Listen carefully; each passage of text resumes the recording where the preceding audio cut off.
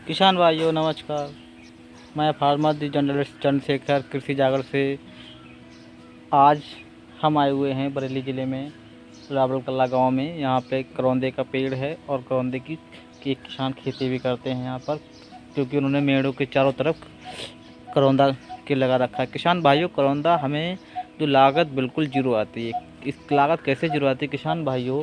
हम अपने मेड़ के चारों तरफ करौंदा लगा देते हैं, जिससे हमें फ़ायदा होता है। हमारी जो मेन फसल होती है वो खेत के अंदर होती है और करौंदा जो होता है वो चारों तरफ हो जाता है और वो झाड़ी नुमा हो जाता है, जिससे हमारे हमारे किसान भाइयों को बिल्कुल लागत नहीं लगानी पड़ती है और करौंदे का हमें प्रॉफिट देता है। और हमें करौंदे का जो मार्केट में प्राइस, इसके जो अचार के रूप में और बहुत सारे उपयोग में किया जाता है।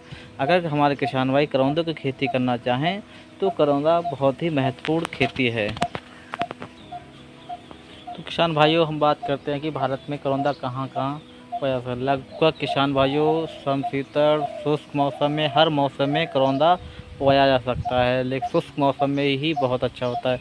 अगर आप एक बार करौंदे का पेड़ लगा देते हैं, आपको 30 से 40 सालों तक अच्छा साफ अच्छी मात्रा में फल देता रहता है। और कुछ किसान भाई हमारे अगर केवल मेहर के चारों तरफ लगा देते हैं तो उससे हमें प्रति ईयर करीब 20 से 30 हज़ार रुपये का फ़ायदा हो जाता है, हमें प्रोडक्शन मिल जाता है। और हमारे किसान भाई जो करौंदे का, अगर आप करौंदे खेती करना चाहते हैं तो हमारे किसान भाई सबसे पहले अपनी भूमि का पीएच मान देख लें, फिर खेत की तैयारी कैसे करें।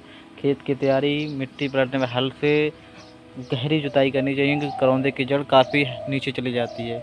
इसके बाद किसान भाइयों हमें भूमि का पीएच देख लेना चाहिए। पीएच मान हमारा 6 से 7.5 के बीच में होना चाहिए। इसके बाद किसान भाइयों हमें जो वैरायटी मेन होता है, किसान भाइयों हमें जो वैरायटी होती हैं वो भारतीय कृषि अनुसंधान, भारतीय के हॉर्टिकल्चर रिसर्च हैं, पंत कृषि विश्वविद्यालय, ऐसे इंसानों से अगर हम वैरायटियाँ लेंगे तो वो बहुत ही अच्छी वैरायटी होती हैं, बहुत ज़्यादा उपज देती हैं।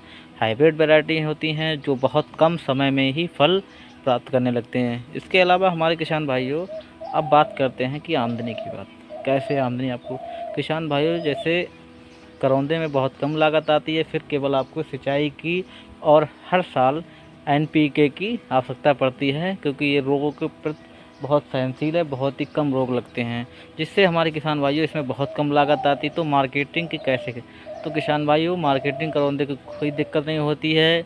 ये अचार के रूप में और औषधीय गुण इसमें बहुत होते हैं। तो जो करौंदा होता है वो बहुत ही ज़्यादा महत्वपूर्ण होता है।